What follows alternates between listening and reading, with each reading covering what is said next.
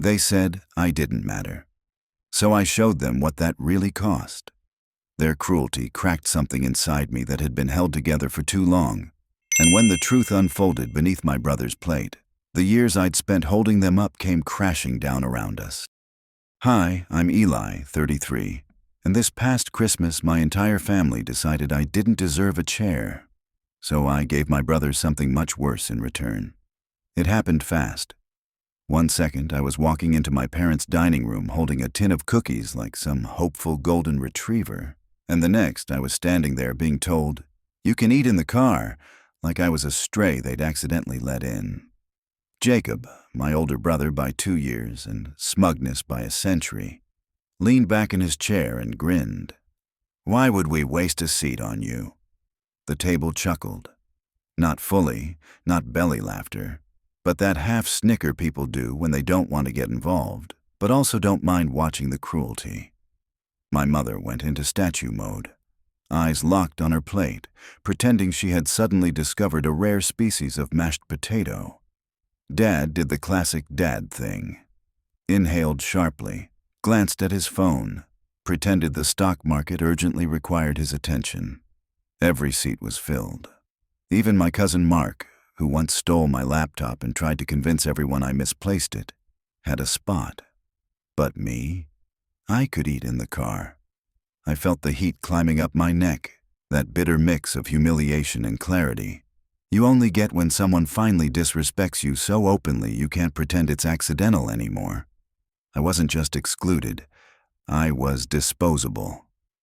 "Right," I said quietly, gripping the wrapped gift in my hand so tightly the paper wrinkled. "Okay." Jacob smirked, victorious. I forced myself to inhale. Slow, controlled. If I let myself react the way my chest wanted to, throw the ham at him, flip the table, declare myself an only child, this would turn into another, "See? Eli always overreacts" story. I wasn't giving them that. So instead I said, "Jacob." He looked up, still cocky. "Check under your plate." The smirk twitched.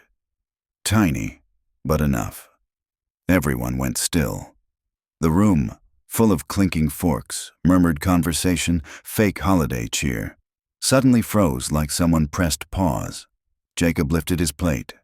The white envelope taped underneath might as well have been glowing. He peeled it off slowly, as if expecting a prank.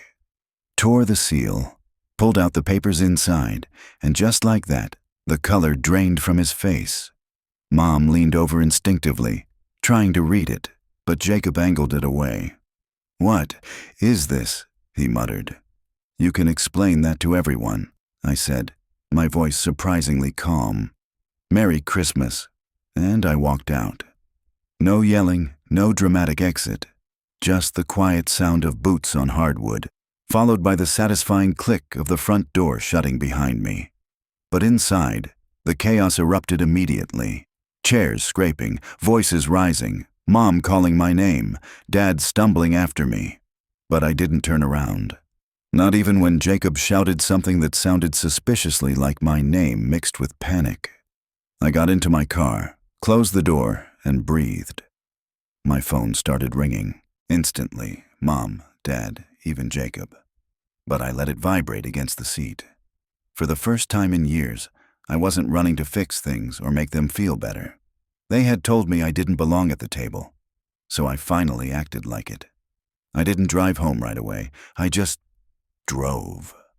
No destination, no plan, just a blur of Christmas lights and cold air seeping through the cracked window while my phone buzzed nonstop like it was trying to vibrate itself into another dimension. Mom called 3 times. Dad twice. Jacob once.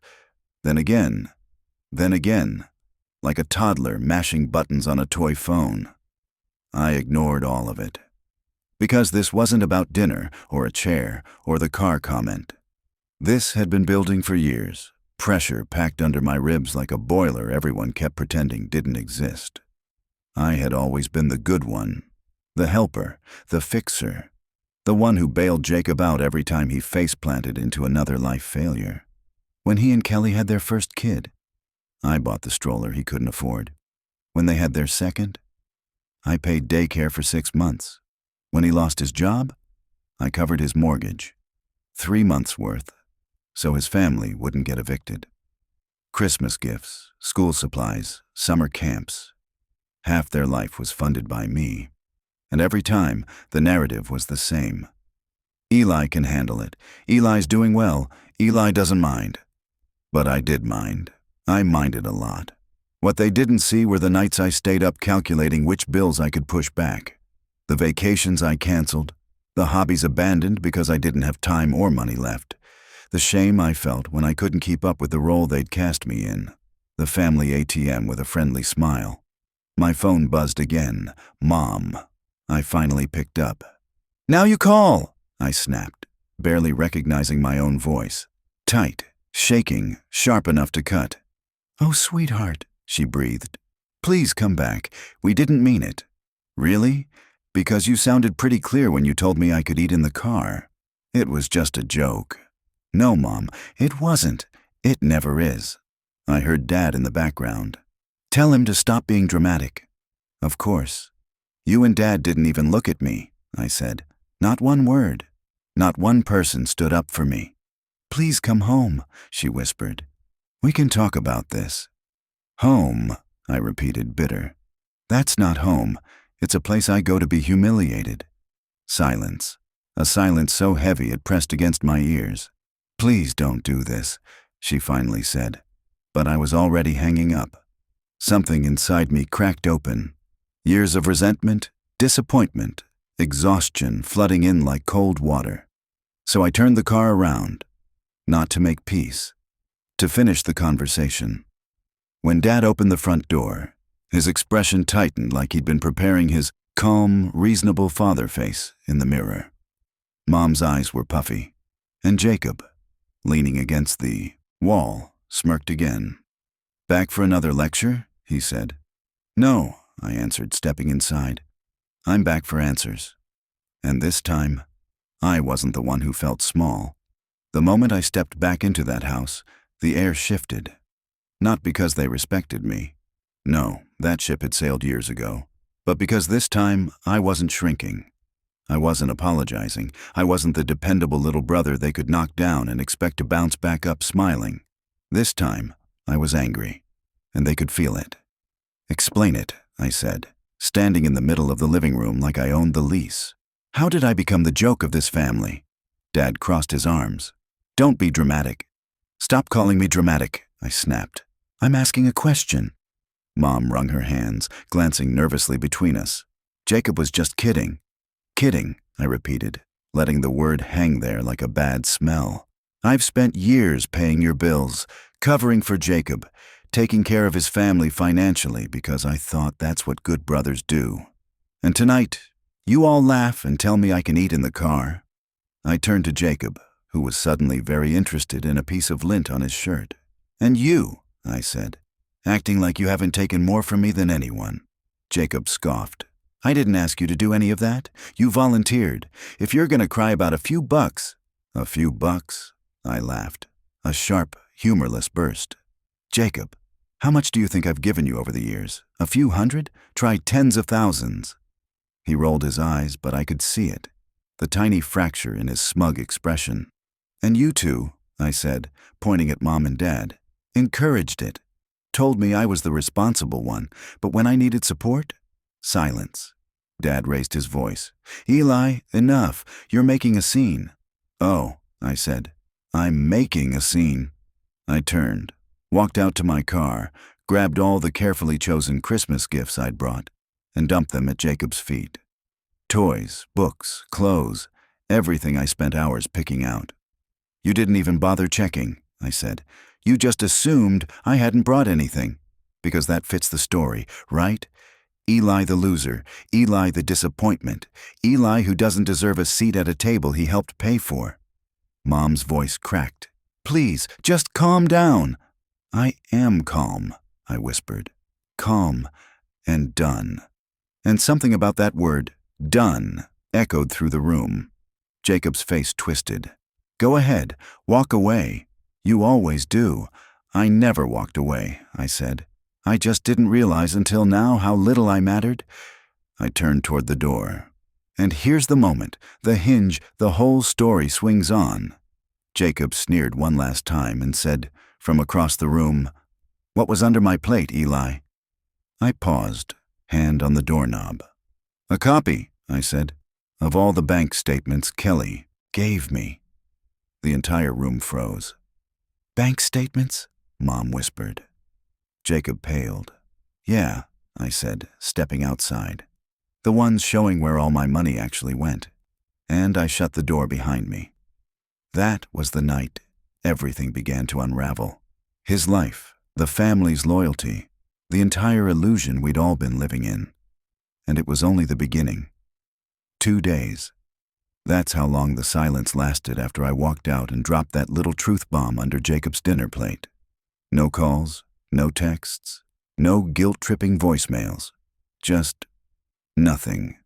And for a brief, delusional moment, I thought maybe they were finally reflecting. Maybe they were ashamed. Maybe they were processing the fact that Jacob had been siphoning money like a malfunctioning slot machine with my name carved into the side. But no. Reality showed up on the morning of day 3, wearing a cheap jacket and pure desperation.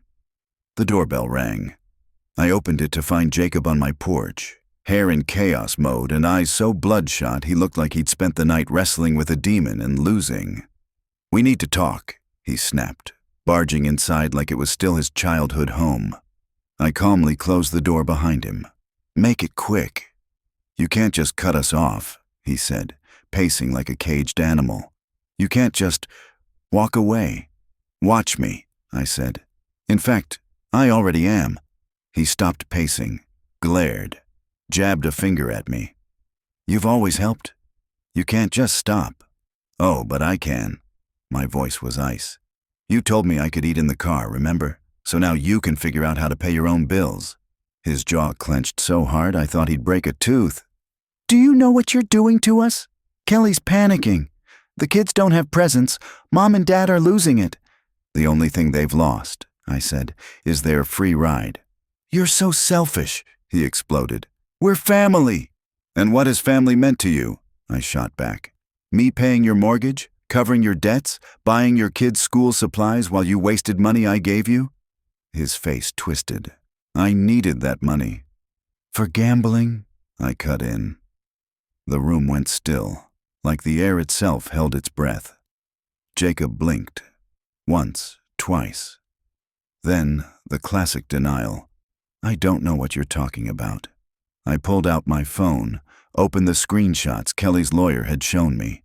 Bank statements, gambling sites, hotel charges, restaurants, cash withdrawals. All of it connected to me.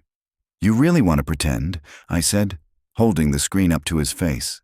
"Explain this. Explain how thousands of my dollars vanished into your secret account." His breathing turned sharp, frantic. "Kelly, she's lying." "No, she's finally done." I stepped closer. "She's talking to a divorce lawyer." For a moment, he just stared at me with empty, stunned eyes. Then he snapped, grabbed my shirt, shoved me against the counter. "You think you can just leave?" he shouted, spit hitting my face. "You owe me. You don't get to walk away from family." I shoved him off, hard. "Family?" I repeated. "You don't know the meaning of the word. Family doesn't steal from you. Family doesn't lie to you. Family doesn't call you a loser while spending your money." He stumbled backward, breathing hard, red-faced and trembling with a mix of anger and fear. "Get out," I said, "before I call the cops." He hesitated, just long enough to whisper, "I'll tell Mom and Dad you ruined everything." I laughed. Actually laughed. "Go ahead," I said. "Tell them. But when Kelly's lawyer calls them to testify, when the financial records come out, when everyone sees what you've been doing with the money I gave you," I opened the door wide. "You won't have to worry about losing me," I said. "You'll lose everyone." Jacob stared at me, really stared, like the reality of his collapse was only now cracking through his skull. Then he stormed out, slamming the door so hard a picture frame fell off the wall. I didn't pick it up. I didn't move. I just stood there, breathing, heart racing, adrenaline flooding my limbs so hard I felt like I'd run miles. And for the first time in years, I wasn't the scared one. I wasn't the embarrassed one. I wasn't the punching bag. For the first time, he was. 4 days of silence. Well, silence from me. From them, not so much. Mom's tearful voicemails. Dad's irritated, "Call me back, son." Jacob's messages ranging from "please, man" to "you'll regret this," to entire walls of rage text that read like he swallowed a thesaurus of insults. I didn't reply to a single one, but on day 4, the banging on my front door started. Not a polite knock, not a "hey, can we talk?" No, this was frantic, uneven pounding that sounded like guilt had grown fists. I didn't need a peephole to know who it was. I opened the door just a crack. Jacob shoved his way in without waiting. His face was blotchy, his hair wild, and his clothes looked like he'd slept in them, which, honestly, good for him. Growth. "You think you can do this to me?" He spat. "You think you can just ruin my life because you're in your feelings?" "Your life was already ruined," I said, shutting the door calmly. "I just stopped funding the destruction." He jabbed a shaking finger toward my chest. "You don't get to walk away from family." "I didn't walk away," I said. "I was pushed." He scoffed, angry, desperate, unbelieving. "You're acting like some victim. You liked helping, you loved it, made you feel important." "Oh, absolutely," I said dryly. "Nothing boosts the ego like paying someone else's mortgage while eating ramen in your own apartment." His jaw clenched. "I had kids to feed." "And I fed them," I shouted back. "You spent the money on gambling." He froze. Just a flicker, but enough. Time for the killing blow. I walked over to the coffee table, grabbed the thick folder I'd prepared, and tossed it onto the couch so it landed with a meaty slap. "What's that?" he asked, voice cracking. "An itemized list," I said, "of every dollar I ever gave you. And guess what? My lawyer says I have grounds to sue you for fraud." "Sue me?" He said it like the words physically hurt him. "You're bluffing. You wouldn't." I pulled another paper from the folder, a formal notification, already signed. 2 weeks, I said. 40-2500. Pay it back or I take you to court. With Kelly's testimony, you won't stand a chance. He looked like his knees might give out. "I don't have that money," he whispered. "Sell your car. Sell your toys. Sell your pride. I'm done caring." His eyes filled with a kind of desperate horror I'd never seen from him. "You can't do this," he whispered. "Please, please, Eli, you can't." "I'm not doing anything," I said. "I'm correcting everything." Right then, because the universe loves dramatic timing, another car pulled up outside. Mom and Dad. Mom rushed to the door like she'd sprinted the whole way. Dad followed, stiff and fuming. Mom's voice cracked. "Sweetheart, please, please don't do this." I laughed under my breath. "He called you, didn't he?" Dad stepped forward. "Let's talk like adults." "Sure," I said. "Ask your son where all the money I gave him went." Dad frowned. "He said you misunderstood." "No, Dad," I interrupted. "He gambled it. All of it." Mom gasped, hand flying to her mouth. "Jacob, tell me that's not true." Jacob collapsed into a chair, face in his hands, shoulders shaking. Dad turned on him. "You told me he was lying." I was trying to fix it," Jacob sobbed. "I thought if I won big—" "Oh my God," Mom whispered, sinking against the wall. "Not gambling. Please tell me it wasn't gambling." I crossed my arms. "And now he has 2 weeks to pay me back, $42,500. Mom spun toward me. "Please, Eli, he's your brother. You can't destroy him." "No," I said quietly. "He destroyed himself. I'm just done paying for the wreckage." And with that, I walked back inside and shut the door on all 3 of them. Their voices blurred into muffled noise beyond the wood. But I didn't waver. For the first time in my life, I didn't fold. And the craziest part? It felt good. It felt like breathing for the first time. A month passed. 30 days of silence, paperwork, and watching my phone light up with calls I no longer felt obligated to answer. Jacob didn't pay immediately. Of course not. First came the begging, then the threatening, then the guilt. Mom crying, Dad lecturing, all the classics. But I didn't budge. The threat of court and Kelly's willingness to testify finally forced him to act. 2 weeks in, the first payment hit my account, $10,000. Dad called immediately, furious. "You're tearing this family apart." "No," I said. "I'm letting it fall the way it was always leaning." After that, Jacob scrambled.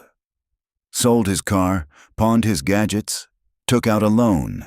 Anything to avoid standing in court next to a lawyer holding screenshots of his gambling history.